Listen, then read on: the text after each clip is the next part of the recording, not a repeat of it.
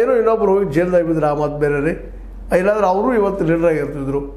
ಅಂದ್ರೆ ನಾವು ಹೇಳೋದು ಉದ್ದೇಶ ಏನಪ್ಪ ಇಲ್ಲ ಅಂತಂದ್ರೆ, ಈ ಸ್ವತಃ ಈ JDS ಏನಾಗಿರಪ್ಪ ಬೇಕಾದ್ರೆ ಹೇಳ್ಕೊಳ್ಳೇವು, ನಾವು ಸೆಕ್ಯುಲರ್ ಇದ್ವಿ ರೀ, ಅಥವಾ ನಾವು ಅಲ್ಲಿ ಬಂಧನಕ್ಕಿವಿ, ನಾವು ಒಕ್ಕಲಿಗರು ಲೀಡರ್ ರೀ ಹೇಳ್ಕೊಳ್ತಾರೆ. ಇಲ್ಲ ಅಂದ್ರೆ ಅದು ಇದ್ದುದೇನು ಸುಳ್ಳಲ್ಲ. ದೇವೇಗೌಡರು ಇದ್ದಾಗ ಆರಂಭ ಹಂತದಲ್ಲಿ ಅವ್ರು ಬೆಳೆ ಮುಂದೆ ಮಾತಾಡಿದ್ದು ಮಾಡಿದ್ದು ನೋಡಿದರೆ, ದೇವೇಗೌಡರು ಇವತ್ತು ರಾಜ್ಯದಲ್ಲಿ ಏನಪ್ಪ ತಮ್ಮ ಒಂದು ಜಾತ್ಯತೀತತೆಗೆ ಒಂದು ಎಲ್ಲರೂ ನಮ್ಮವ್ರಪ್ಪ ಅನ್ನೋಂಥ ವಿಚಾರ ಇಟ್ಕೊಂಡು ಕೇವಲ ಮನೆ ಮೇಲೆ ಕಾನ್ಸಂಟ್ರೇಷನ್ ಮಾಡಲಾರ್ದು, ಕುಟುಂಬದ ಮೇಲೆ ಕಾನ್ಸಂಟ್ರೇಷನ್ ಮಾಡಲಾರ್ದು ಒಳ್ಳೊಳ್ಳೆ ನಾಯಕರನ್ನ ಬೆಳೆಸಿದ್ರೆ ಇವತ್ತಿನ್ನೂ JDS ಇವತ್ತು ರಾಷ್ಟ್ರ ಮಟ್ಟದಲ್ಲಿ ನೋಡ್ಬೇಕಪ್ಪ ಇದನ್ನು ಅನ್ನೋಂಗೆ ಆಗ್ತದೆ.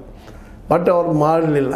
ನಿಧಾನಕ್ಕೆ ಪಕ್ಷ ಏನಾಯ್ತಪ್ಪ ಅಂತಂದ್ರೆ ಕುಟುಂಬ ರಾಜಕಾರಣಕ್ಕೆ ಒಳಗಾಗಿದ್ದಿರೋದು ದಿನದಿಂದ ದಿನಕ್ಕೆ ತನ್ನ ಮೊದಲನೇ ಶಕ್ತಿಯನ್ನು ಕಳೆದುಕೊಳ್ತಾ ಬಂತು. ಮೂರನೇ ಶಕ್ತಿಪ್ಪ ಇದು ಅಂತ ಏನು ಭಾವನೆ ಇತ್ತು ಅದು ಕಡಿಮೆ ಆಗ್ತದೆ. ಇವತ್ತು 18 ಮಂದಿನೂ ಇದ್ದಾರೆ.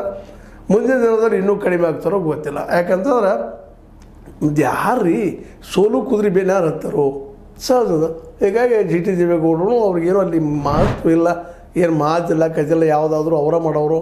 ನಾವು ಸುಮ್ಮನೆ ಹೋಗಿ ಅಲ್ಲಿ ಉತ್ಸವ ಮೂರ್ತಿ ಇದು ಕೊಡಿದ್ರೆ ಏನದ, ಇದೇ ಕಾರಣಕ್ಕೆ ಉತ್ಸವ ಮೂರ್ತಿ ಆಗೋದು ಬೇಡ ಅಂತೇಳಿ ನಮ್ಮ ಶೇಮ್ ಇಬ್ರಾಹಿಮ್ರು ಹೋದರು. ಮತ್ತು ಸಾಕಷ್ಟು ಅವರು ಅದ್ರ ಬಗ್ಗೆ ಮಾತಾಡಿದರು, ಏನೇನು ಮಾತಾಡಬೇಕು ಏನೇನು ಮಾತಾಡಬಾರ್ದು. HD ಕುಮಾರಸ್ವಾಮಿ ಬದಲಾಗಿರ್ಬೋದು, ದೇವೇಗೌಡರು ಬದಲಾಗಿರ್ಬೋದು ಮಾತಾಡಿದ್ರು. ಇವತ್ತು GT ದೇವೇಗೌಡರು ಅದೇ ರೀತಿಯಲ್ಲಿ ಹೊರಟಿದ್ದಾರೆ.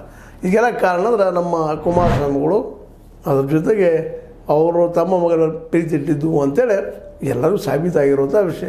ನಿಜವಾಗಿಯೂ ದೇವೇಗೌಡರು ಭಾಳ ಚೆನ್ನಾಗಿ ಹುಟ್ಟಾಕಿದ್ರು. ಜೊತೆಗೆ ರಾಮಕೃಷ್ಣ ಹೆಗಡೆ ಅಂತ ನಾಯಕರು, ಚಂದ್ರಶೇಖರ್ ಅಂತ ನಾಯಕರು, ಅದ್ರ ಜೊತೆಗೆ ಇನ್ನೂ ಅನೇಕ ನಾಯಕರು ಇಲ್ಲಿ ಬಂದು ಹೋಗ್ತಾರೆ JDSನೆಲ್ಲ. ಅವ್ರನ್ನೆಲ್ಲರೂ ಉಳಿಸ್ಕೊಂಡು ಅವ್ರ ಜೊತೆಗೆ ತಮ್ಮ ಪಾರ್ಟಿನ ಉಳಿಸ್ಕೊಂಡು ಬಂದಿದ್ರು ಇನ್ನೂ ಇವತ್ತು ಇನ್ನೂ ಹೆಚ್ಚಿನ ಸ್ಥಾನದಲ್ಲಿ ಇರ್ತಿತ್ತೋ ಏನೋ. ಆದರೆ ಅದನ್ನು ಮಾಡದೇ ಹೋದ ದೇವೇಗೌಡರು ದೊಡ್ಡ ಅಪರಾಧಿ ನಡೆ ಅನ್ನಬಹುದು. ಇವತ್ತಿನ ಅವರ ಕೌಟುಂಬಿಕವಾಗಿ ಪ್ರಧಾನಮಂತ್ರಿನೂ ಆದರು, ಮಗನೂ ಮುಖ್ಯಮಂತ್ರಿನೂ ಮಾಡಿದ್ರು, ಎಲ್ಲ ಮಾಡಿದರು. ಅದರ ಒಂದು